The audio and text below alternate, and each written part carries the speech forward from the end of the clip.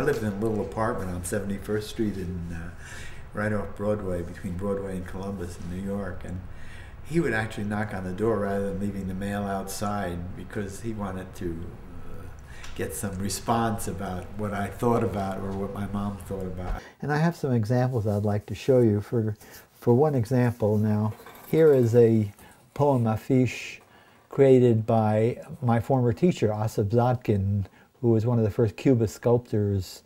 And it's set, the type is set by linotype, by hand, and it's a drawing of a figure, of a statue, actually, of one of his sculptures, printed on very fine paper.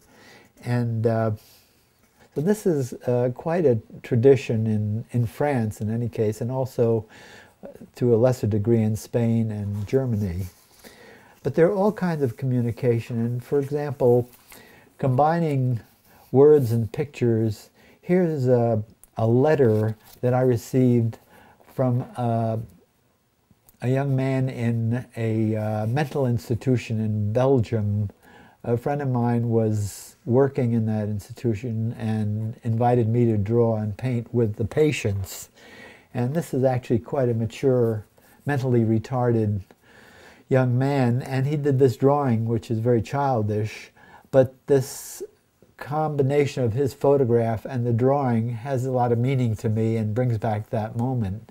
And part of the combining of letters and pictures has to do with commemorating a time. For example, this is a Christmas card or a Christmas greeting sent by Susan Evans, an American artist living in Switzerland. And the surprise and anticipation of opening a letter like this in the mail has its own special flavor of a bit of a shock to it, which adds a character to what is it going to be next. This is a letter from Eric Katz, a famous musicologist, and he actually composed a little song for me here on some occasion, a little round with words, and glued it onto his letter. The ridiculous to the sublime. This is an example. This is actually a letter from Colin Webster, well-known sculptor from New Zealand, and it took some time to decipher it, but it almost has the character of Japanese calligraphy in its freedom and its joyous expression of something sent through the mail. And speaking of special, this is by a very dear friend of mine, Kate Steinitz, who was the lover, actually, of Kurt Schwitters. She was in the hospital, whoops, upside down here. She made this little collage for me. I was in Europe at the time, must have been in the 60s or 70s, and I sent her something wishing her well, and this was her response to me. She's held over 4 more days in the hospital, and she did recover, although unfortunately she passed away about 10 years later. Ray was what's the word? Starstruck. Starstruck.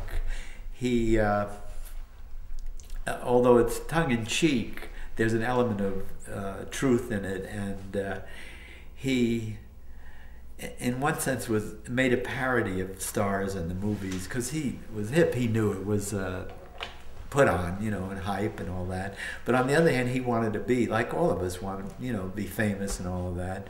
And he would pick certain people that were famous for a short time, for a period. Like Paloma Picasso was very much in the news in the early 80s, for example. And I mean, there are many characters. He has whole pages of people. For example, let me pull this out. This was a poster for an exhibit he had in 1972 at the Jacob's Ladder Gallery in Washington, D.C. And he used this goofy Bunny, which she became famous for, and gave it titles of all kinds of people that he wished he could be identified with. And Shelley Duvall is one of them, Jackie Kennedy, Andy Warhol, Dizzy Gillespie, you know, all of them. And it's sort of equalizing stardom.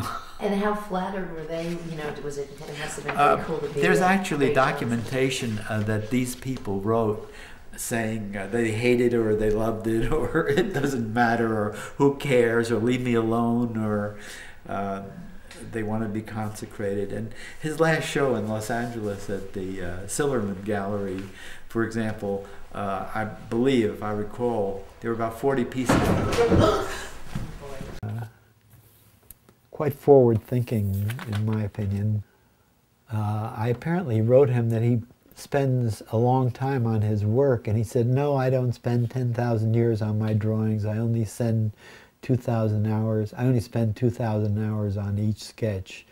No, I would never think of telling Mary Cherry to write to you. It would cause the scandale and so forth. She was a girl in the class, of course. We were both teeny boppers. This is Saturday afternoon, about 4 o'clock. Dear Art, I was very glad to get the letter, and it was swell. The envelope was solid, and the cat with the newspaper face was swell. In case you don't know it, that sort of stuff is called collage. I pasted 6 collages on this stationery and hope you find them funny. I do. Please, please, please forgive the stationery. Please, please don't give that please, please line in your next letter. The cat's head looks like the Hooples. I think that was a reference to Major Hooples in the funny papers. What kind of icky glue did you use? Looks like airplane glue. The envelope hit the nail on the head. For Betty Beveridge and I eloped last Thursday. She was a girl we both liked also. Well. I'm gonna sit right down and write myself a letter and make believe it came from you. I'm gonna write words so, so sweet. They're gonna knock me off of my feet. A lot of kisses on the bottom. I'll be glad I got 'em. I'm gonna smile and say, I hope you're feeling better. I'll close with love the way you do. I'm gonna sit right down and write myself a letter. And I'm gonna make believe it came from you.